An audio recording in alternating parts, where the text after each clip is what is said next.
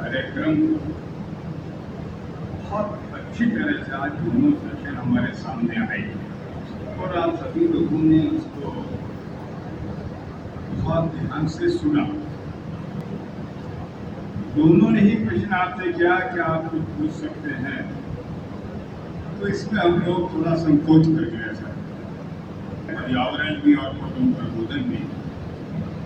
पर्यावरण में बड़ा साधारण चीज जो हम कर सकते हैं, क्या कर सकते हैं? हम घर से सब्जी लेने गए, हम घर से चला ले जाते, तो हम लोग पर्यावरण में बहुत बड़ा हमारा योगदान है। ध्वनि प्रदूषण है, हम तेज आवाज में आज सुनना हमारी प्रवृत्ति बनती जा रही है। और बच्चों की तो बहुत अधिक प्रवृत्ति बढ़ती जा रही है। बैग वो लेना पसंद करते हैं जिसमें मैक्सिमम आवाज। हमें परेशानी होती रहे, पड़ोसी को होती रहे, वो कोई महत्व नहीं, लेकिन आवाज तेज। ये जो प्रदूषण है, इसको हम अपने घर से शुरू करें, इनसे बचना बचें। इसी तरह से कुटुंब प्रबोधन का है, कुछ विषय ऐसे हैं जो भाषण में जो जितने साधारण शब्दों में और उदाहरण देकर के बताए, हमें लगना चाहिए कि वास्तव में हम लोग नित्य करते हैं, हमारे सामने के विषय है, हम उससे बचना चाहिए। एक काम हम जरूर कर सकते हैं, भोजन है। हम क्या कर सकते हैं कि हम रोज एक समय का भोजन इकट्ठा करें। सब परिवार में जितने भी सदस्य हैं, हमारे माता पिता है, हमारे भाई बहन है, बच्चे हैं, एक दिन नहीं, रोज नहीं कर सकते। चलिए आप हफ्ते में तय कर लें आज से कि हम हफ्ते में एक बार इकट्ठा बैठ करके भोजन करेंगे अपने माता पिता के साथ और बच्चों। ये तो हो सकता है ना। अब क्या धीरे धीरे बन गया है कि हर कमरे में एक टीवी लगा हुआ, सब अलग अलग बैठ करके टीवी देखते। अब उससे क्या हो रहा है, उसमें जो कंटेंट आ रहा है, उसमें जो चीज आ रही है, बच्चों की मतलब की आ रही है, नहीं आ रही है, बड़ों की मतलब की आ रही है, नहीं आ रही है, लेकिन सब अपने कमरे में बैठ करके उसका आनंद ले सकते हैं। हम क्या कर सकते हैं कि अपने तय करें कि घर में एक ही टीवी लगाएंगे और सब बैठ करके इकट्ठा देखें। टीवी एक लगाए, उसको सब बैठ करके इकट्ठा देखें, भोजन इकट्ठे बैठ करके करें।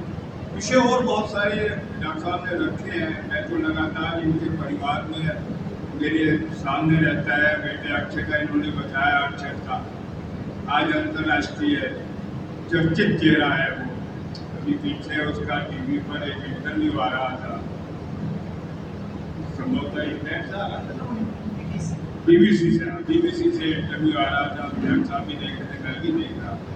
ये परिवार से संस्कार खड़े होते हैं और परिवार के मुख्य आप लोग। आप विद्यालय का आचार्य हैं, साथ साथ आप एक परिवार के भी अपने मुखिया हैं। हम कई बार ये सोचते हैं कि विद्यालय में हम पढ़ा रहे हैं, भाई हमारी मजबूरी है, हमें तो उसके लिए वेतन मिलता है, लेकिन आपका जो ये स्वभाव है, अगर विद्यालय में आप एक अच्छे आचार्य हैं तो मैं निश्चित कह सकता हूँ, और मेरे पास इसके बिल्कुल उदाहरण है, उनके बच्चे भी सर्वश्रेष्ठ निकले हैं। आप अपने विद्यालय के आचार्य को कभी भी उठा करके देख लेना, जो श्रेष्ठ आचार्य थे उनके बच्चे भी श्रेष्ठ। तो हमें अपने जीवन में भी इन सब चीजों को उतारना ही होगा, तभी हम इन सब चीजों का फायदा उठा पाएंगे, समाज को भी फायदा दे पाएंगे। क्योंकि आप वो व्यक्ति हैं जिनकी तरफ समाज देखता है। विद्यालय तो देख ही रहा है, आप जिस मोहल्ले में रहते हैं वहाँ को परेशानी आती है, सबसे पहले वो आपको पकड़ते हैं। उन्हें भी लगता है कि भाई होशियार अगर कोई है, समझदार है, तो कोई आचार्य नहीं या अध्यापक होंगे। तो आप लोग समाज के लिए एक मार्गदर्शक है, आप उनके लिए बहुत महत्वपूर्ण है।